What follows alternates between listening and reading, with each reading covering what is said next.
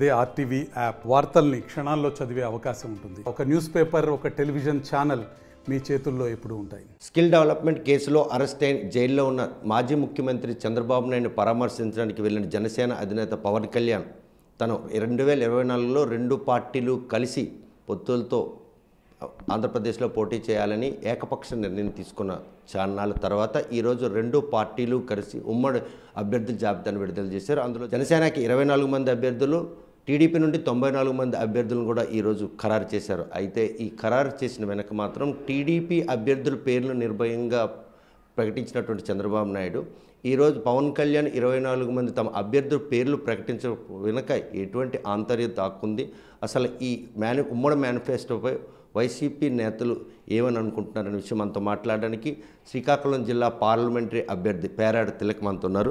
చూస్తే ఈరోజు ఉమ్మడి జాబితా విడుదల చేశారు. ఈ జాబితా కోసం రాష్ట్ర ప్రజలందరూ కూడా వెయిట్ చేస్తున్నారు. పొత్తుల విషయంలో మాత్రం తను ఆ రోజు చంద్రబాబు నాయుడుతో కన్సల్ట్ చేయకుండా ఆయన పొత్తు వ్యవహారాన్ని ఆయనగా ఈరోజు ఈ ఉమ్మడి జాబితా ప్రకటన ఏ విధంగా మీకు అనిపిస్తుంది? వైనాట్ 175 దిశగా వైసీపీ వెళ్తున్న ఈ తరుణంలో ఈ జాబితా మీకేమైనా కూడాను ఆటంకం కలిగించే పరిస్థితి?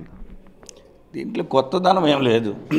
ఎందుకంటే పవన్ కళ్యాణ్ గారి పార్టీ చంద్రబాబు నాయుడు గారిని ముఖ్యమంత్రి చేయటాని కోసమే ఆయన పార్టీ పెట్టారు. కాపులు చంద్రబాబు నాయుడికి మొదటి నుంచి వ్యతిరేకులు.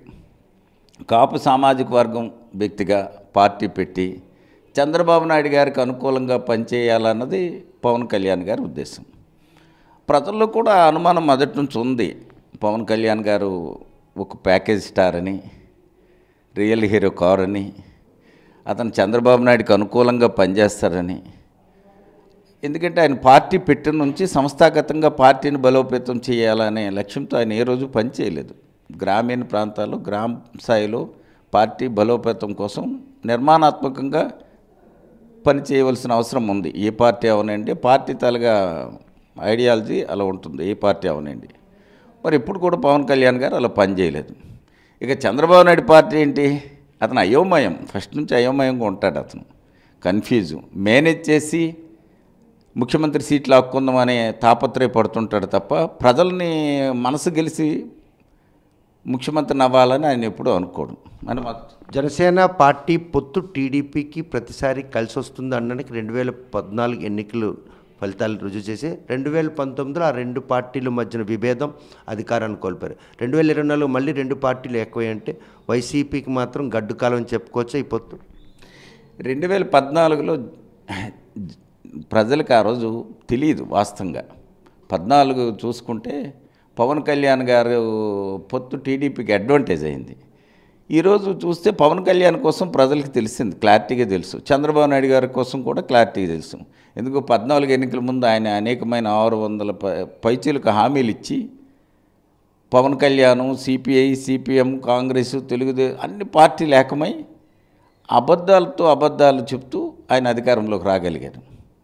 ఈవేళ చంద్రబాబు నాయుడు 14లో ముఖ్యమంత్రి అయిన తర్వాత ఆయన ఇచ్చిన హామీలు ఒక్కటే ఆయన అమలు చేయలేకపోయాడు. ప్రజలకి క్లారిటీగా ఎటువంటి సంక్షేమం కానీ అభివృద్ధి కానీ చేయలేదని చెప్పి ప్రజలు రిజెక్ట్ చేశారు.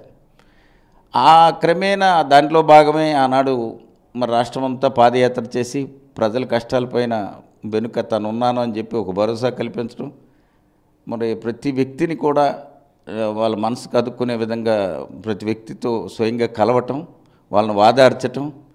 నేను అధికారంలో వచ్చిన వెంటనే మీరు ఏదైతే చెప్పారో, ఏ సంక్షేమం, ఏ బాధలు, ఏ ఇబ్బందులు పడ్డారో అవన్నీ నా నోటీసులు ఉన్నాయి, నేను విన్నాను, నేను అవన్నీ అమలు చేస్తానని చెప్పి భరోసా ఇవ్వటం. దాని ద్వారా ఇవాళ అధికారంలోకి వచ్చిన తర్వాత 19లో అధికారంలోకి వచ్చిన తర్వాత జగనన్న ముఖ్యమంత్రి అయిన తర్వాత ఒక లక్ష్యం, ఏ పేదవాడు ఆర్థిక స్థితిగతులు మెరుగుపడాలా, పేదవాడికి అన్ని రకాలుగా ఈ ప్రభుత్వం ఆదుకోవాలా, పేదవాడి కోసం ఈ ప్రభుత్వం ఉందని ఒక భరోసాను ఇవ్వాలని విధంగా పనిచేయటం. ఆ పనిచేసే క్రమంలోనే ఈరోజు 152 కాకుండా వైనాట్ 175 దిశగా అడుగులేస్తున్న నేపథ్యంలో వైసీపీ రహిత ఆంధ్రప్రదేశ్ ప్రజలను కాపాడేందుకు టీడీపీ, జనసేనతో పాటు బీజేపీ పొత్తు కూడా ఉండబోతుంది అని ఈరోజు వాళ్ళు స్పష్టం చేశారు. మరి జగన్మోహన్ రెడ్డి గారిని ఎదుర్కోవటం అనేది మరి టీడీపీ, జనసేన, బీజేపీ, ఇంకే రాజకీయ పార్టీ, ఈవెన్ కాంగ్రెస్ కూడా వాళ్ళతోనే ఉంది. కుటుంబంలో తగులు పెట్టి షర్మిల గారిని బయటికి తేవటం, షర్మిల గారు కాంగ్రెస్ సోనియా గాంధీని ఒప్పించి 14 ముందు ఎలాంటి ప్రయత్నాలు చేశారు, ఇప్పుడు మళ్ళీ చంద్రబాబు నాయుడు గారు అదే ప్రయత్నం చేస్తున్నారు. షర్మిల గారిని తీసుకురావటం, పవన్ కళ్యాణ్ను ఒప్పించటం, అన్ని ప్రయత్నాలు చేస్తున్నారు. ఇవన్నీ ప్రజలు గమనించారు. అందుకు మహిళా మనులు ఎక్కడికి వెళ్తున్నా సరే జగనన్న జగనన్న జగనన్న అనే మాట చెప్తున్నారు తప్ప ఇంకో మాట లేదు ప్రజల్లో. కనుక ఇవన్నీ అతని ప్రయత్నంలన్నీ కింద మళ్ళీ ప్రయత్నం చేసి ఎలాగైనా గద్దె రావాలని ప్రయత్నం చేస్తున్నారు. అది సాధ్యపడదు, ఇప్పుడు ఈ రాష్ట్రంలో అది సాధ్యపడదు. అందుకే వాళ్ళ టికెట్లు కూడా అయోమయంగా ఉంది. ఆ పాత సీసాలోనే కొత్త సారేసి గట్టెనవ్వాలని ప్రయత్నంలో ఉన్నారు. ఈ టికెట్లు కూడా స్పష్టంగా ప్రకటించుకోలేకపోయారు. 24 సీట్లు ఇస్తే ఆ 24 కూడా ఆయన అనౌన్స్ చేయలేని పరిస్థితిలో ఇవాళ జనసేన ఉంది. ఇక టీడీపీ సీట్లు చూసుకుంటే ఆ పాత వాళ్ళనే ఆయన చెప్పాడు చంద్రబాబు నాయుడు 40% యూత్ని అవకాశం ఇస్తాను. ఈవేళ ఆయన ఇచ్చింది ఎంత? 18% మంది యువతకి అవకాశం కల్పించాడు. పారదర్శకంగా పేదవాళ్ళకి ఎవరైతే ప్రజల మధ్య ఉంటారో వాళ్ళనే నేను సీట్లు ఇస్తానని చెప్పాడు. ప్రజలకు సత్సంబంధాలు లేని వ్యక్తులకి, కార్పొరేట్ మైండ్ సెట్ ఉన్న వాళ్ళకి వీళ్ళు సీట్లు ప్రకటించారు. సీట్లు ప్రకటించే క్రమంలో ఈరోజు రెడ్ శాండిల్ స్మగ్లర్స్ను, రౌడీ షీటర్లను కూడా వైసీపీ పెట్టుకుంది ఈరోజు క్యాండిడేట్లు. నేను మాత్రం క్లారిటీ, క్యారెక్టర్ను క్యాండిడేట్కి ఇచ్చానని కూడా చెప్పండి. జగన్మోహన్ రెడ్డిని ఆ మాట అనడానికి ఎవరికి అర్హత లేదు. ఎందుకంటే ఈవేళ జగన్మోహన్ రెడ్డి గారు ముఖ్యమంత్రి అయిన తర్వాత ఆయన పార్టీ పెట్టిన నుంచి ఒక శాసనసభకు ఎన్నుకోబడే వ్యక్తి ఎలాంటి వాడు ఉండాలా ప్రజలకి, అలాగే శాసన మండలికి వెళ్ళే వాళ్ళు ఎలాంటి వాళ్ళు ఉండాలా, రాజ్యసభ సభ్యులు ఎలాంటి వాళ్ళు ఉండాలా, అలా ఒక సిస్టమేటిక్గా ప్రజలతో ఉన్న వాళ్ళని ఎన్నుకున్నాను. నా అలాంటి వాడికి ఈరోజు అవకాశం ఇచ్చారు జగన్మోహన్ రెడ్డి అంటే నా దగ్గర ఏం డబ్బు ఉందా? నేను జగన్మోహన్ రెడ్డి ప్రజలతో ఆయన పార్టీ పెట్టిన నుంచి ప్రజల కోసం ఆయన ఏం చెప్తే ఒక కార్యకర్తగా, ఆయన అభిమానిగా ప్రజల మధ్య పనిచేయటం వల్లే ఈరోజు పార్లమెంట్ అభ్యర్థి అయ్యాను.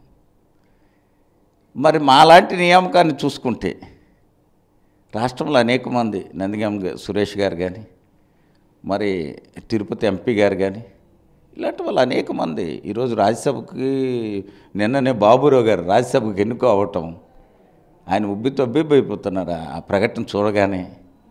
అలాగా మరి ఈరోజు సామాన్యమైన మనిషి, సామాన్యమైన కుటుంబం నుంచి వచ్చిన వాళ్ళని నేనున్నాను అని భరోసా కల్పిస్తూ ప్రజలే మీకు కొలబద్ద, ప్రజలతో మీరు ఉంటే ఈ పార్టీ టికెట్ వస్తుంది అని ఆయన అనేక సర్వేలు చూసుకుని ఎంతటి వాళ్ళు కూడా ఈవేళ వైఎస్ఆర్ పార్టీలో హెవీ కాంపిటీషన్ ఉన్న టికెట్లు రావట్లేదు.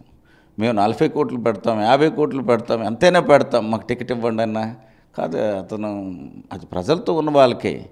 ఇక అలాంటి పద్ధతి వైఎస్ఆర్ పార్టీలో అవకాశం ఉండదు. ఆయన ఒక సిస్టమేటిక్గా వెళ్ళిన వ్యక్తి. ప్రజలతో ఎవరైతే ఉంటారో, ప్రజా సంక్షేమం కోరి జగన్మోహన్ రెడ్డి ఆశయాలు ఏవైతే ఉన్నాయో, రాజశేఖర రెడ్డి గారి ఆశయాలు, జగన్మోహన్ రెడ్డి గారి ఆశయాలు ప్రజలకు వివరించే ఆ వ్యక్తులనే వైఎస్ఆర్ పార్టీ అభ్యర్థులు. ఈ ముక్కుముడి ఈ కలయికని, వైసీపీని ఎదుర్కోవడానికి, వైసీపీ రహిత ఆంధ్రప్రదేశ్ని తేవాలన్నటువంటి వాళ్ళ తాలూకా నిర్ణయం నేపథ్యంలో ప్రకటించినటువంటి ఈ ఉమ్మడి అభ్యర్థుల జాబితా విషయంలో వైసీపీ ఉనికిపోతుందన్నటువంటి ఒక ఉదంతులు వినిపిస్తుంది. నిజమేనా? ఆల్మోస్ట్ ఆ టికెట్ల ప్రకటన అందరూ నవ్వుకున్నారు. చంద్రబాబు నాయుడు టికెట్ ప్రకటిస్తుంటే నవ్వుకుంటున్నారు. వైసీపీ ఎందుకు వణికిపోతుంది? వైసీపీ క్లారిటీగా ఉంది. ఆల్రెడీ టికెట్లు ప్రకటించారు, క్యాంపెయిన్లు జరుగుతున్నాయి, ఎన్నికల ప్రచారం జరుగుతుంది.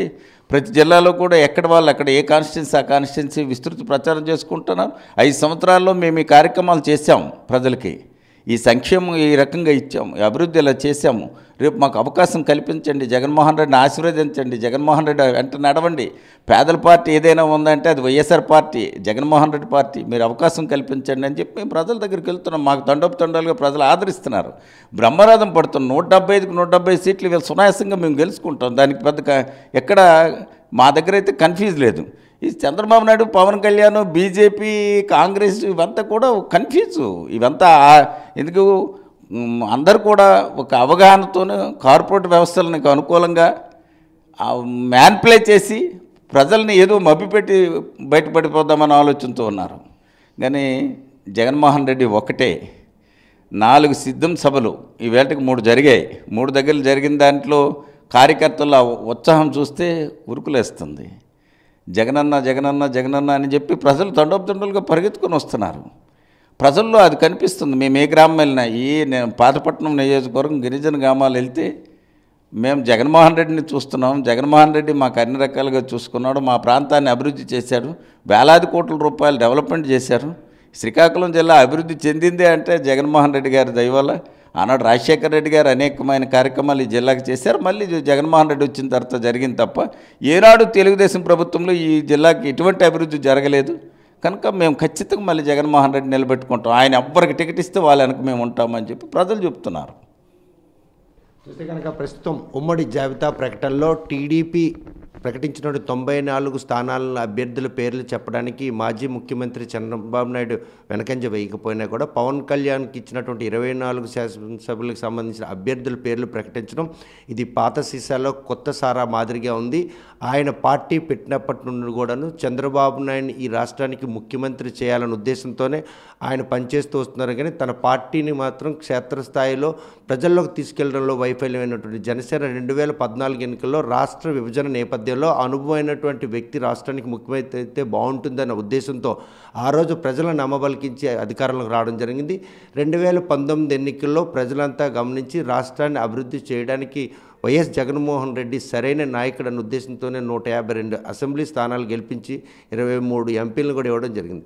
సో ఈ నేపథ్యంలో 2024లో కూడా వైనాట్ 175 అనే నినాదంతో అభ్యర్థుల పేర్లు ప్రకటన అయితేనేమి, వారు ఎన్నికల క్యాంపెయిన్లు నిర్వహిస్తున్న ఈ తరుణంలో జనం తండోపతండాలుగా స్వాగతం పలుకుతున్నారు. సిద్ధం సభలే ఈరోజు దానికి తార్కాణం అని తిలక్ స్పష్టం చేస్తున్నారు. మరి ఈ విషయంలో జాబితాలో ప్రకటనలను కూడా స్పష్టత లేనటువంటి ఈ కూటమి జగన్మోహన్ రెడ్డిని ఎదుర్కోలేకనే వీరంతా కూడాను ఒక కూటమిలా ఏర్పడ్డారు. ఈ కూటమి వల్ల రాష్ట్రానికి ఒరిగేలేదు. వైసీపీ పార్టీ మాత్రం 2024లో మళ్ళీ అధికారంలో రావడం ఖాయం.